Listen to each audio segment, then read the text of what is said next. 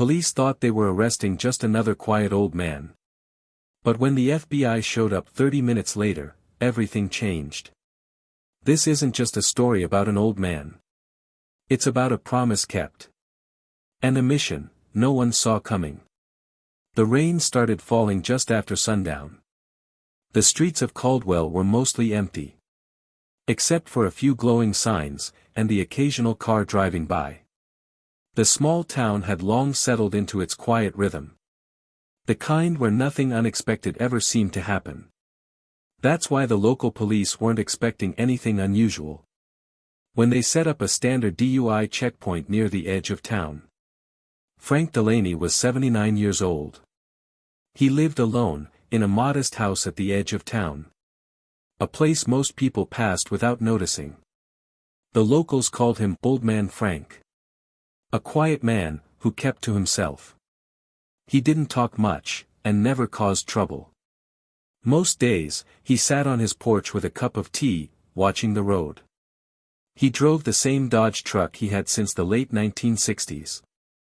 Its paint was dull. The mirror scratched. And the exhaust rattled slightly when it started. But it ran, and that was enough. He never came into town at night. Never drove long distances. But that evening, as the sky turned a deep blue and the rain began to fall, Frank pulled onto the highway. He had a small metal case resting on the passenger seat, secured with an old latch and a leather strap. He kept glancing at it every few minutes. His expression unreadable. His hands gripped the steering wheel tighter than usual. When he saw the flashing lights ahead, he slowed down. The checkpoint was unexpected. A few police cars were parked along the side. And 2 officers were waving drivers through.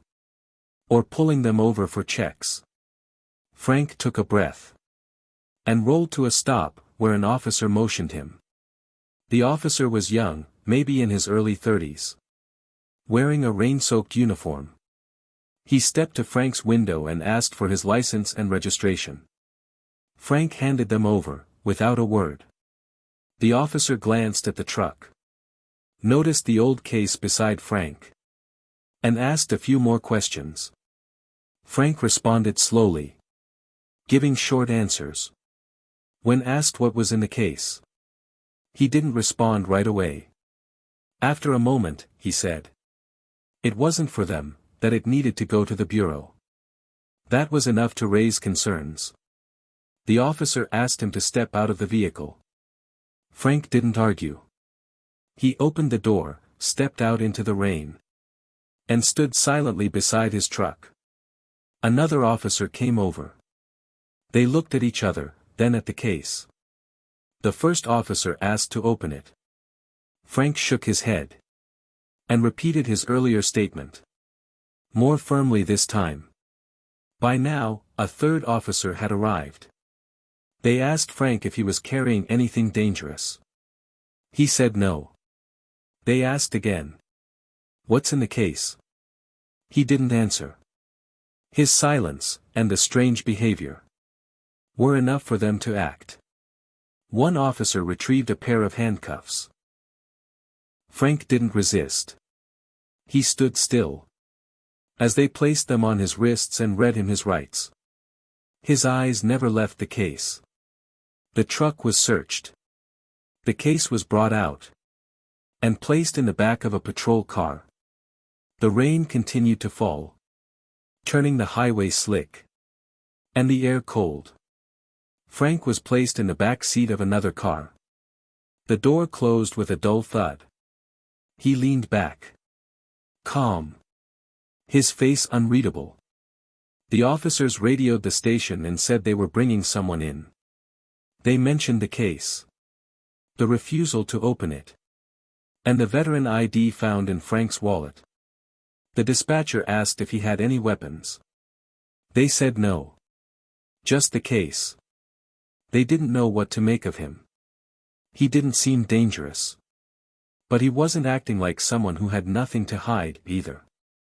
Inside the patrol car, Frank stared straight ahead. The metal case was gone from his sight now. But it stayed on his mind. His clothes were damp. His boots left faint marks on the floor of the vehicle. He said nothing, during the entire drive. The officer driving glanced back at him once or twice. But Frank never moved. At the station, he was led inside through the side entrance. A couple of officers looked up as he passed, but quickly returned to their tasks.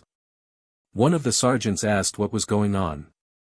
The arresting officer explained the situation. The sergeant raised an eyebrow, looked at Frank, and said they'd figure it out soon enough.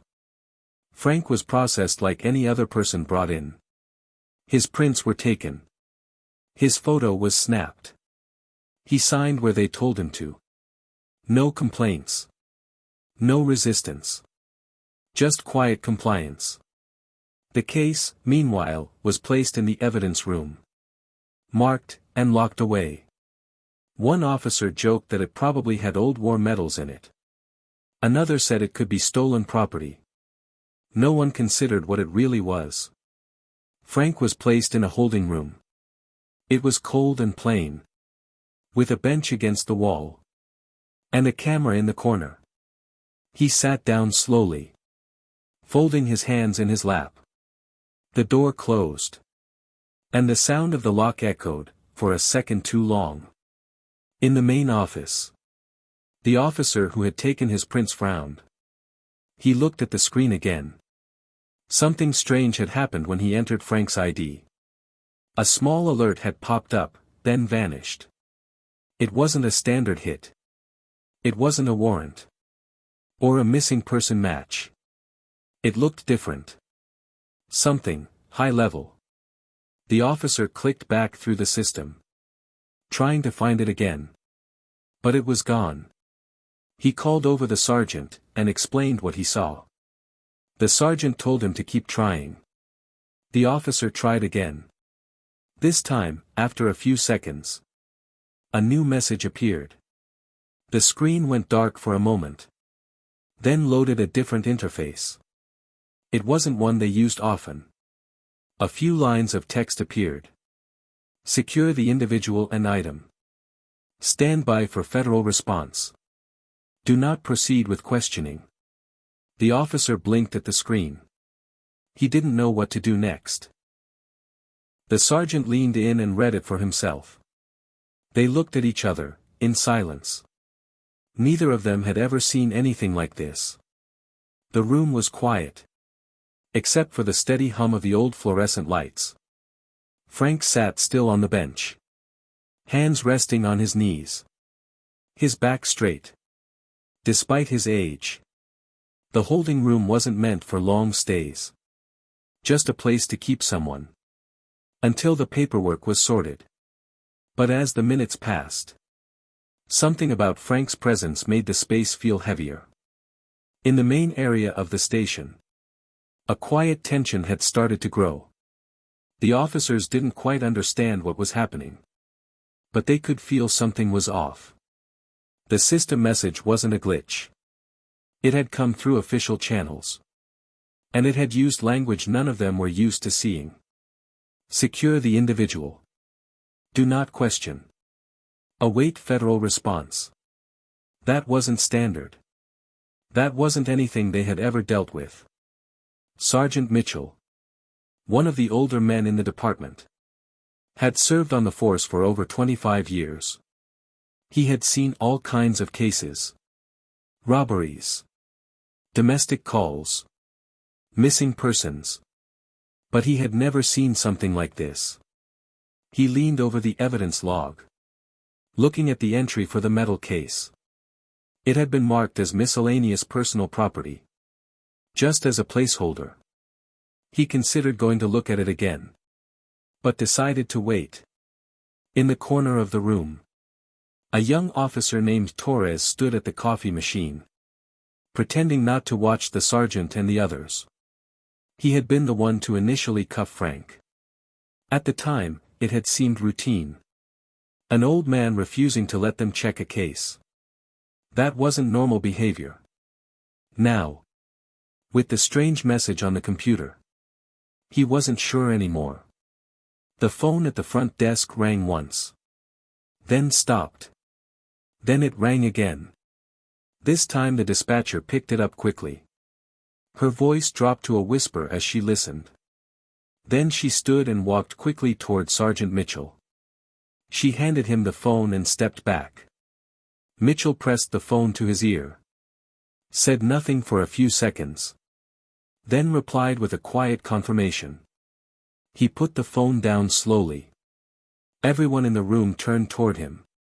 He looked at their faces. All waiting for some explanation. He told them that federal agents were en route. They had been notified automatically. When Frank's ID was entered into the system. Estimated arrival. Less than 30 minutes. The station fell into a strange kind of silence. No one laughed. No one spoke much. Someone went to check on Frank. Through the small window in the holding room door. He hadn't moved. The sergeant told the officer in charge of the evidence room to secure the metal case in a separate locker. Away from other items. No one was to touch it.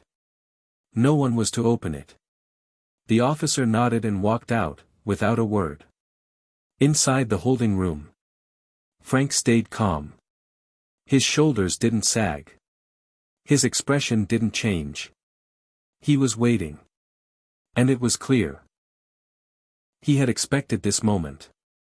The delay didn't seem to bother him. Every few minutes.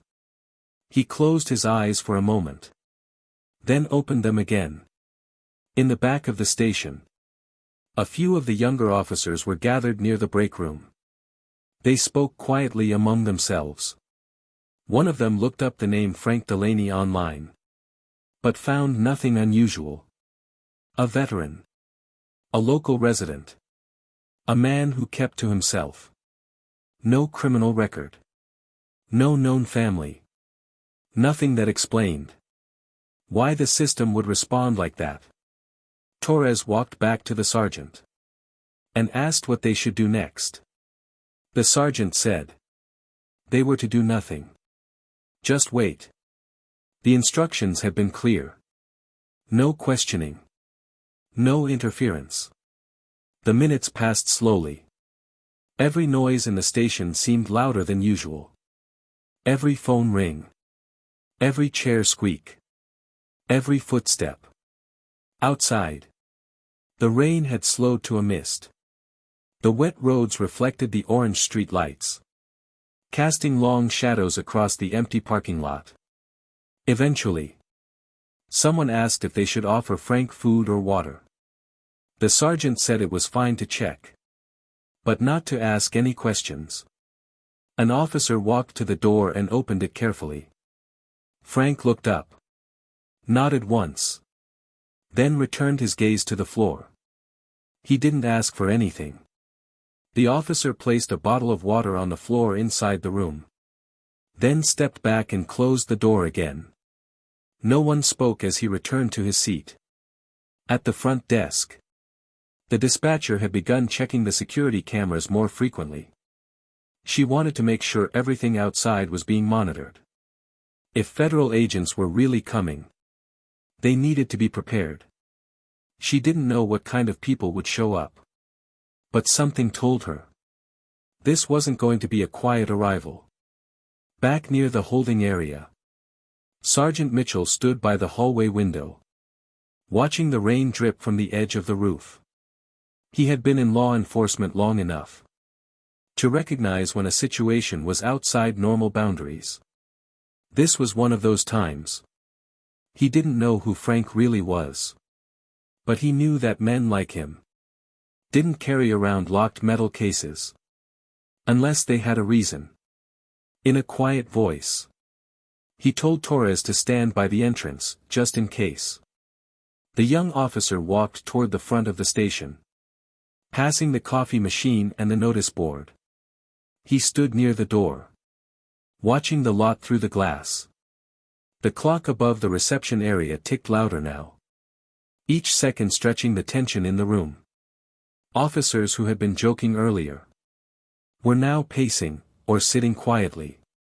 Even the ones who hadn't seen Frank directly began to feel the weight of the night. Inside the holding room, Frank finally leaned back against the wall. His face remained unreadable. He wasn't angry. He wasn't scared. He was simply waiting. As if this moment had been expected for a long time. The sound of tires on wet pavement broke the silence first. Outside, headlights approached slowly, casting long beams across the rain-dampened lot. At the front of the station, Torres stood still, watching through the glass. The cars weren't the usual police cruisers. These were dark SUVs. Identical in shape and color. With no markings. They moved in a tight formation. Their engines quiet and smooth. Almost too quiet, for vehicles their size. The dispatcher looked up at the camera feed. 6 vehicles had entered the parking lot. No sirens. No flashing lights. Just quiet movement. One by one, they stopped in front of the building.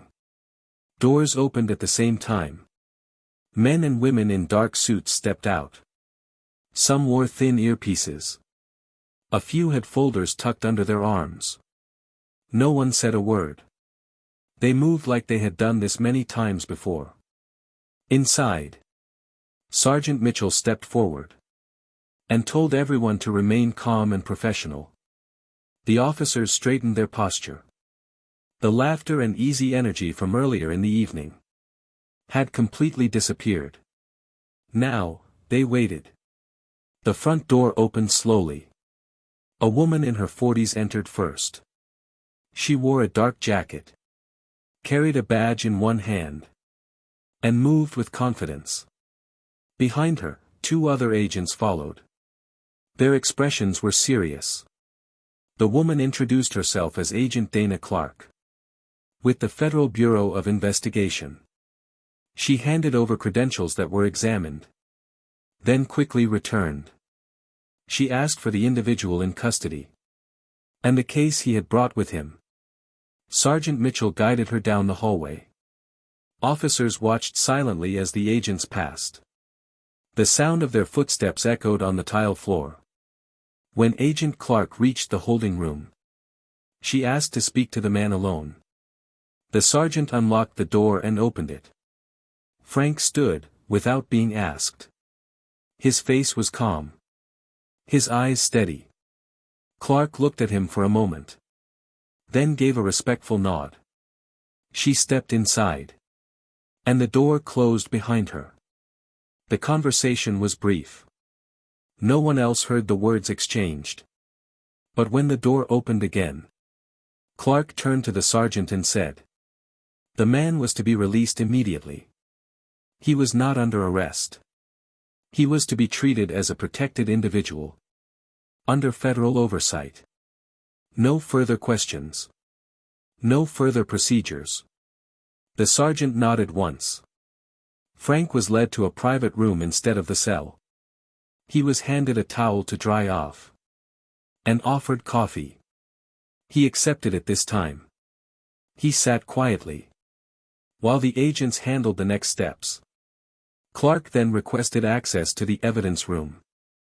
With the sergeant's help, they unlocked the case locker. She examined the metal case with care, never touching it directly. She wore gloves, and used a scanner on the latch. When the lock clicked open, she lifted the lid slowly. Inside, there were old files, sealed envelopes, a flash drive in a padded pouch, photographs, faded and creased. And at the bottom, a small black device, flat and rectangular, with a worn serial number barely visible. Clark's eyes narrowed slightly. She whispered something to one of the other agents, who immediately stepped outside to make a call. The sergeant asked what it was. Clark paused before replying. She said it related to a closed operation. Something that hadn't been spoken about in public for decades. The details were classified. But the presence of that device and those documents confirmed that the man in custody had held on to them for a long time. The officers gathered in the hallway now listened without speaking. Most had never seen federal agents in their station before. They had certainly never seen a case go from arrest to full federal takeover in less than an hour. Clark returned to Frank and asked if he was ready. He nodded. Before leaving, she turned to Sergeant Mitchell and asked if a conference room could be used briefly. The sergeant led them to the back of the station. Inside the room, Clark set the case on the table. Frank sat beside it, his hands folded. Around him, officers stood near the wall, uncertain whether to sit or remain standing. Clark looked at each of them, then explained. Frank Delaney, she said, had once served in a Cold War-era special unit. Not a typical military group, but a cooperative force between agencies. His team had been tasked with gathering intelligence, monitoring foreign threats, and protecting sensitive information. Most of the missions they had done had never been recorded in public records. What was in the case had been part of something called Project Emberwatch. The documents and the device had once been meant for a Senate Intelligence Subcommittee. But the operation had been buried, shut down, and classified after one final mission went wrong. Frank had been the only one left with physical proof. The plan had always been to hold it until clearance was restored. That clearance had arrived just weeks ago. Through a silent change in protocol, Frank had waited until now to make the delivery. Clark paused for a moment. Then she said, the delivery had not been just a task. It was a promise. One made to a dying friend. Decades ago, Frank had agreed to protect the contents at all costs and deliver them only to the proper federal authorities when the time came. Tonight, the time had come. The room stayed quiet as officers took in the weight of what they were hearing. None of them had expected their shift to end this way. Clark thanked them for their cooperation and assured them that Frank had done nothing wrong. In fact, he had done something very right, even if no one had known about it. Frank stood again. He didn't say anything. His eyes met those of the young officer who had arrested him earlier. The officer gave a small nod, unable to find the right words. Clark gathered the files, sealed the case, and nodded to the other agents. They would leave soon. Outside, the SUVs were still parked in formation. Rain continued to fall softly. No one asked questions now. No one doubted who Frank was. The door to the conference room opened, and the agents began moving with quiet efficiency. Clark carried the sealed metal case, and one of the other agents stayed close to Frank. Though not in a protective way. More like a respectful escort. They moved down the hallway, past the same officers who had earlier wondered if Frank was a threat. Now, they stood still, watching, their faces unreadable. Outside, the federal vehicles waited with engines running. The rain had lightened now. Just a soft drizzle. The parking lot lights reflected on the wet ground. Agent Clark turned to Sergeant Mitchell and thanked him for his cooperation. She told him the station would receive a follow-up briefing from the Bureau in the coming days. The sergeant nodded and said they'd be ready. Frank paused at the door before stepping outside. He turned back for a moment, eyes resting briefly on the room he had just left. The station was quiet. Even the radio chatter had gone silent. It was like everyone had paused to take in what had just happened. He stepped into the night. The drizzle touched his shoulders and cap. But he didn't react to it. He walked slowly, but with steady steps, toward the first vehicle. One of the agents opened the door for him. Before getting in, Frank looked over his shoulder toward the station once more. No words were spoken. The SUVs began to move. In the same silent formation they had arrived in. One by one, they pulled away from the lot. Headlights cutting through the misty air. No sirens. No noise. Just smooth motion, into the dark. Inside the station, officers remained where they were. No one returned to paperwork right away. No one picked up their phones. It took several minutes before the usual rhythm of the place returned. Though it didn't feel the same anymore. Later that night, Sergeant Mitchell sat at his desk, reviewing a brief note he had written by hand. He didn't know what kind of report to file. The situation had already been taken over by federal authorities. But he wanted something on record. Not facts. Not details. Just something, to show it had happened. He wrote that the man known locally as Frank Delaney had been released without charge after federal involvement. He included no mention of the case or its contents. He simply noted that the man had shown no aggression, had cooperated fully, and had left the station with federal escort. That was all. In the days that followed, whispers began to spread. A few locals had seen the SUVs. Some said the man had worked for the government in the past. Others believed it had been a mistake. No one really knew the truth. And those who did weren't speaking. One newspaper briefly ran a small article about a federal presence at the local station. But the story was vague and lacked details. It disappeared by the following week. Frank did not return to town for several days. His house remained quiet. The front porch, empty. But one morning, just after sunrise, a few neighbors noticed the old Dodge truck heading into town again. The same slow speed. The same route. As if nothing had changed. He parked in front of the small grocery store, stepped out, and walked inside with his usual pace. He picked up the same few items. Coffee. A loaf of bread. A few cans. At the counter, he paid with exact change. The cashier, a young man who had heard rumors, looked at him with new eyes. Frank simply nodded once. Then turned and left. Back home, Frank placed the groceries on his kitchen table. He poured himself a cup of coffee and stepped out to the porch. The morning air was still cool. The sky was clearing.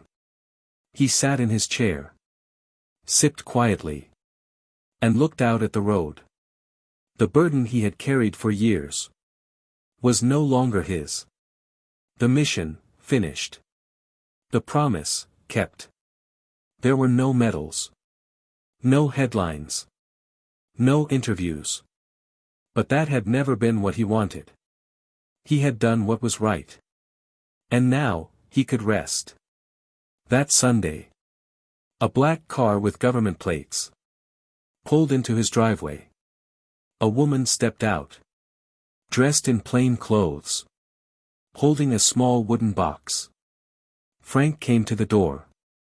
The woman handed it to him with both hands. No ceremony. No speech.